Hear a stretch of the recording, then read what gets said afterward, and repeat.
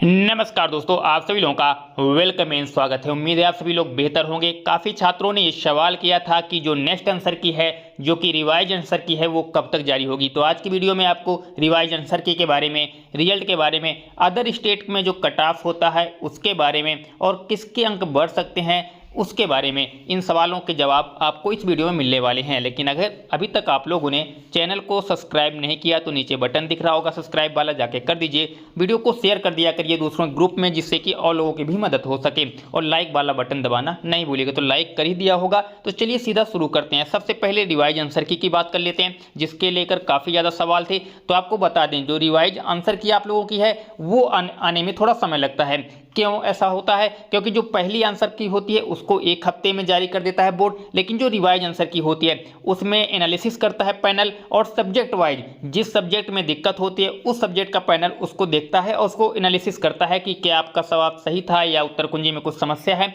उसको देखने में समय लगता है। तो इसमें लगभग 15 से 20 दिन का वक्त लगेगा। तो जो रिवाइज आंसर की है वो लास्ट, इस महीने की लास्ट या मार्च में शुरुआत में आ जाएगी। अब ऐसा क्यों है? क्योंकि जो रिवाइज आंसर की आती है उसके बाद कोई भी आंसर की नहीं आती और किसी प्रकार की सुनवाई भी नहीं की जाती। तो ये याद रखिएगा, जो रिवाइज आंसर की आएगी वो रिवाइज आंसर की नहीं कह सकते हैं, सीधा रिजल्ट ही आएगा। अब कुछ लोगों के सवाल थे क्या रिवाइज आंसर की में हमारे अंक बढ़ सकते हैं या नहीं बढ़ेंगे। तो आपको बता दें, सीधा रिवाइज आंसर की नहीं आती। कह सकते हैं कि रिवाइज आंसर की जगह सीधा सीधा आपको रिजल्ट देखने को मिल जाता है। पिछले बार सीधा रिजल्ट आया था, रिवाइज आंसर की बाद में आई थी। यानी कि रिवाइज आंसर की भी आती है और रिजल्ट भी एक साथ आता है। तो इसलिए जो पहला हफ्ता रहेगा मार्च का, वहां पर आपको रिजल्ट या कहीं रिवाइज आंसर की दोनों एक साथ देखने को मिल जाएंगी।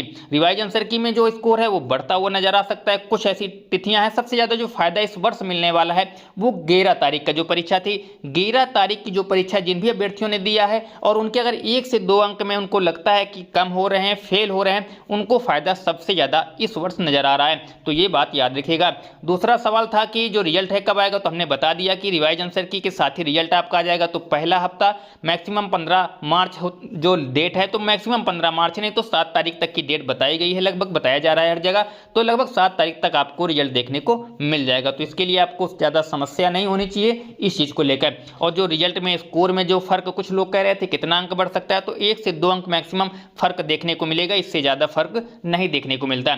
अब कुछ लोगों के सवाल थे कि जो अदर स्टेट में यानी दूसरे राज्यों में फॉर्म डालते हैं और ओबीसी कैंडिडेट हैं, जैसे एग्जाम्पल के तौर पर कोई उत्तर प्रदेश का बच्चा है, उत्तर प्रदेश में उसने 82 अंक लाए, उत्तर प्रदेश की भर्ती में वो फॉर्म डाल पाएगा। लेकिन अगर यहीं पे बात करें, वो चाहता है कि राजस्थान में देखें या फिर किसी अदर स्टेट में देखें, तो क्या उसको वही चीज़ें देखनी पड़ेंगी? 82 अंक में वो फॉर्म डाल पाएगा या नहीं, ये तो आपको पता होना चाहिए कि अदर स्टेट में जो कैंडिडेट होता है वो सामान्य में गिना जाता है, सामान्य में उसकी गणना होती है। अब केवीएस की बात अलग है और अदर स्टेट की बात अलग है, स्टेट वाइज ये वेरी करता है।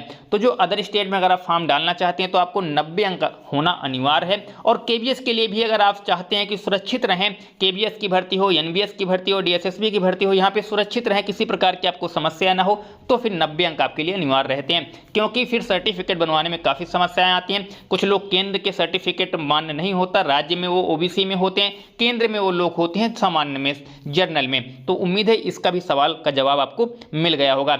एक सवाल था कि कितने अंक बढ़ सकते हैं, तो इसको हमने कई बार बताया है, इसको लेकर बार बार बताना भी हमें नहीं लगता सही है। तो 1 से 2 अंक आपको फर्क देखने को मिलेगा। जिसके 81 हैं वो 82 हो सकते हैं, हाँ हो सकते हैं। लेकिन एक बात याद रखिएगा, आपकी शिफ्ट जो है वो कठिन होनी चाहिए, सभी के नहीं बढ़ते। पिछले वर्ष जो रिजल्ट आया था उसमें बिल्कुल जैसा आपका आंसर की पहली आंसर की में जो स्कोर रहा है वही दूसरी आंसर की में रहा था। तो सभी छात्रों के बढ़ेंगे, ये बात ध्यान रखिएगा, सभी को इसका लाभ नहीं मिलेगा, केवल कुछ छात्र होते हैं जिनको लाभ मिलता है। और इस वर्ष जो पासिंग लगभग छात्र हैं, तो जो रिजल्ट के बारे में जानकारियां मिल रही हैं तो वो अभी तक गलत हैं पूरी तरीके से। कुछ लोग कह रहे थे 5 लाख बच्चे पास हुए, कुछ लोग कह रहे थे 10 लाख बच्चे पास हुए। तो ये सारे डाटा भी नहीं, क्योंकि ऑफिशियल तौर पर अभी सीबीएसई ने ये डाटा आंकड़ा सामने नहीं रखा है। तो इस बात को याद रखिएगा।